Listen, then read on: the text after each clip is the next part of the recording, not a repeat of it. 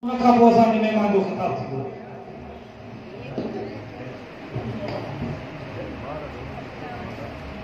Alhamdulillah wa kafa wa salamun ala ibadihi allazina istafa. Amma ba'd, fa'udhu billahi minasy syaithanir rajim. Bismillahirrahmanirrahim. Qala Allahu tabaraka wa ta'ala fil Qur'anil Majid wal Furqanil Hamid. Innama yakhshallaha min ibadihi al-ulama. Wa qala Rasulullah sallallahu alaihi wasallam al-ulama warasatul anbiya. Wa qala Nabi sallallahu alaihi wasallam talabul ilmi farizatun ala kulli muslim.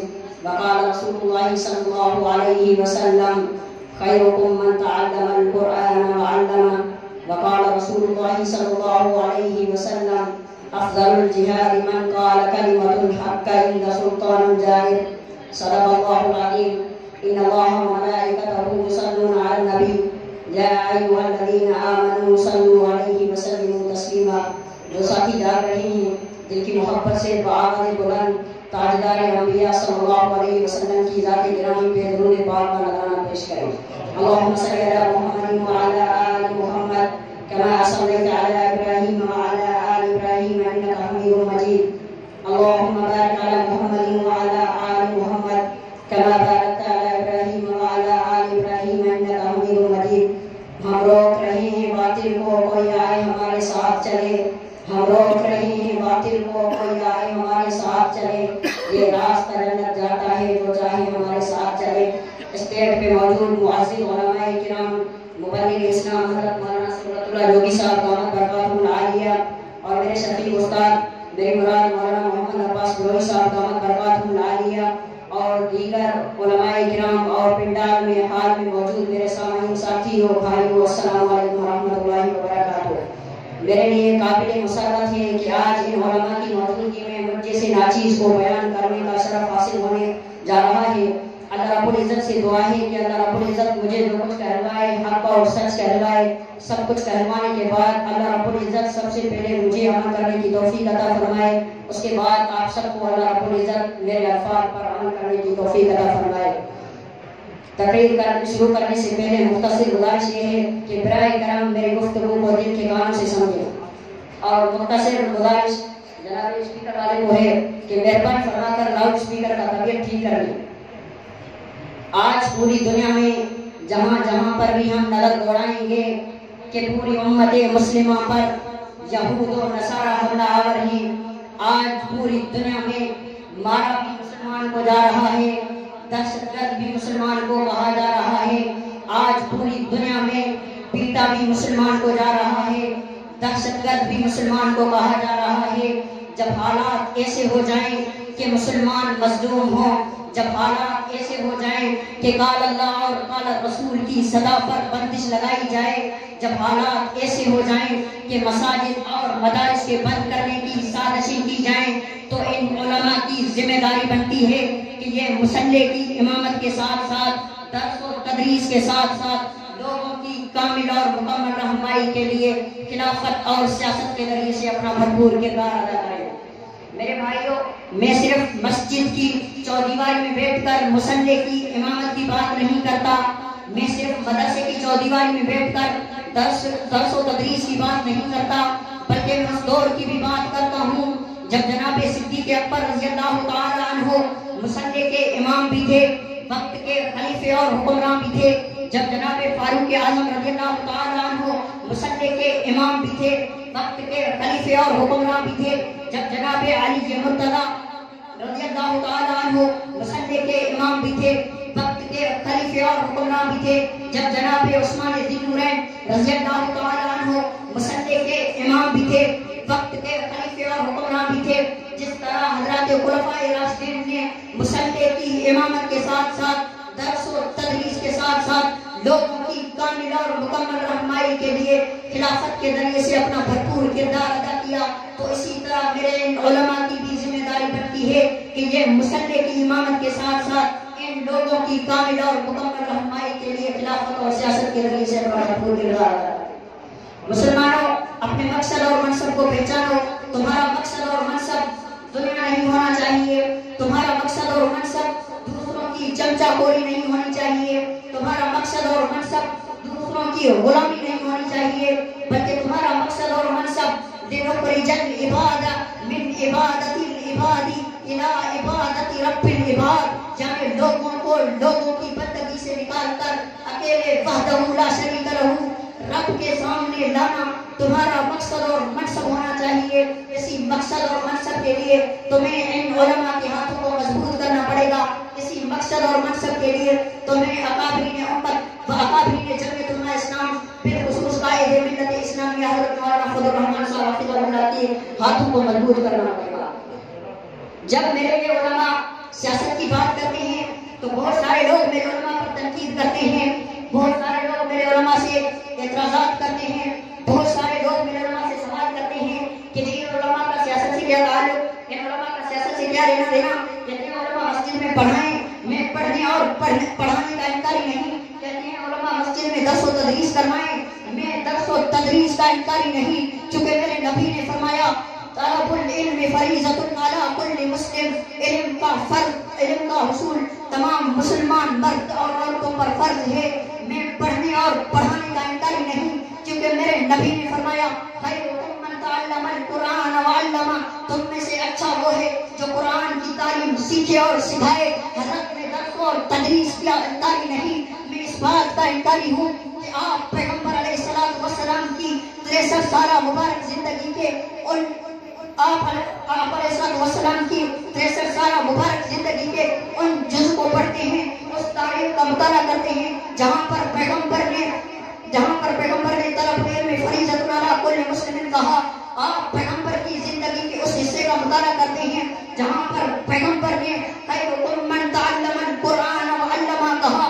آپ پیغمبر کی اس سیرت طیبہ کا مطالعہ کیوں نہیں کرتے جہاں پر میرے نبی نے یہ بھی فرمایا کہ افضل الجہاد من قال کلمۃ الحق عند سلطان جائر، افضل جہاد یہ ہے کہ تم ظالم بادشاہ کے سامنے حق کا کلمہ کہو۔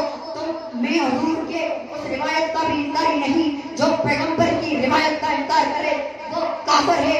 علماء اہل سنت والجماعت حنفی دیوبندی کا مسلک ہے کہ جو خدا کے فرمان کو جھوٹا کہے تو وہ بھی کافر ہے، جو مصطفیٰ کے فرمان کو جھوٹا کہے وہ بھی کافر ہے۔ میں نہیں کہہ رہا، رب کہہ رہے ہیں وما ينطق عن الهوى ان هو الا وحی یوحی۔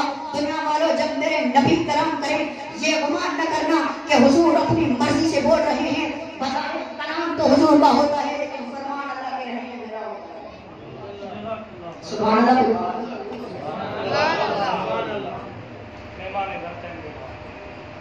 جب میرے علماء سیاست کی بات کرتے ہیں بہت سارے لوگ تنقید کرتے ہیں علماء کا سیاست سے کیا تعلق۔ یاد رکھو جہاں جہاں پر علماء کو مساجد اور مدارس کی چودیواری میں بند کر دیا گیا، جہاں جہاں پر علماء کو مساجد اور مدارس کی چودیواری میں بند کر دیا گیا، وہاں پر کیا ہوا آپ کو پتہ ہے؟ آپ اردن کو اٹھا لیں، آپ قطر کو اٹھا لیں، آپ قسطنطنیہ کو اٹھا لیں، تمام کے تمام مسلم ممالک ہیں لیکن وہاں پر علماء کا سیاست سے کردار چھینا گیا۔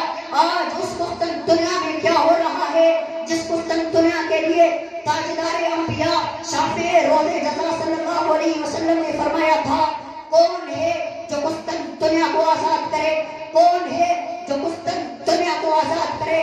آقا علیہ السلام کے فرمان کے مطابق اس قسطنطنیہ کو خلافت عثمانیہ نے آزاد کروایا تھا، لیکن آج آپ کراچی سے قسطنطنیہ کے ایئر لائن پر جائیں گے، وہاں کی ایئر سرونٹ آئے گی، آپ سے پوچھے گی پانی پیو گے، بوتل پیو گے، جوس پیو گے یا شراب پیو گے؟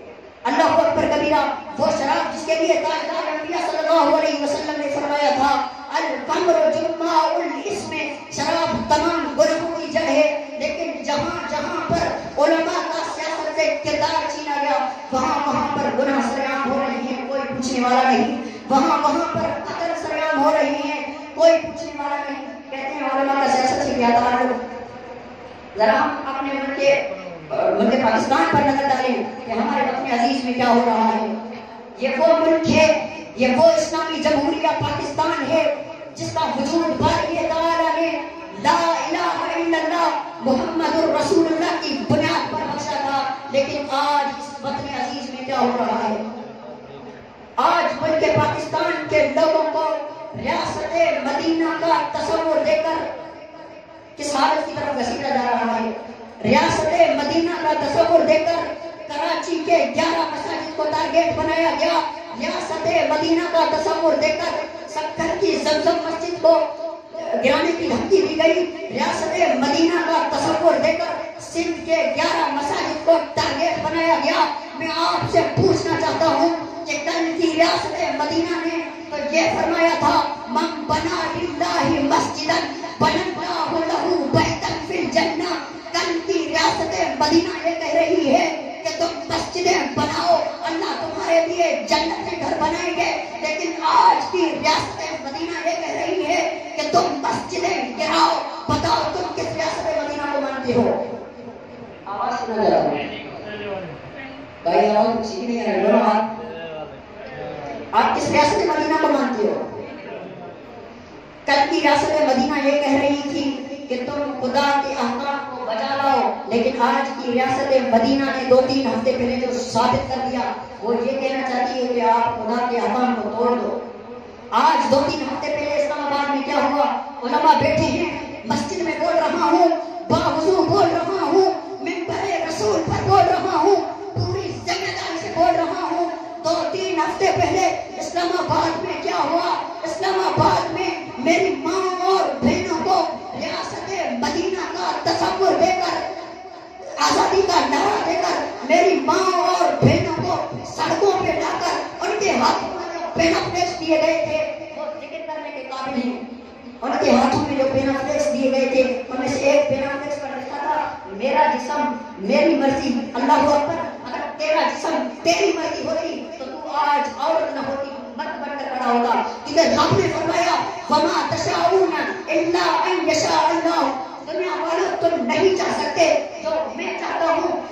کل کی ریاست مدینہ یہ کہہ رہی تھی کہ کوئی مائی کا لال اللہ کے حکم کے سوا نہیں چاہ سکتا, لیکن آج کی ریاست مدینہ یہ کہہ رہی ہے کہ آپ اللہ کے احکام کے بجائے جو کچھ چاہ سکتے ہیں.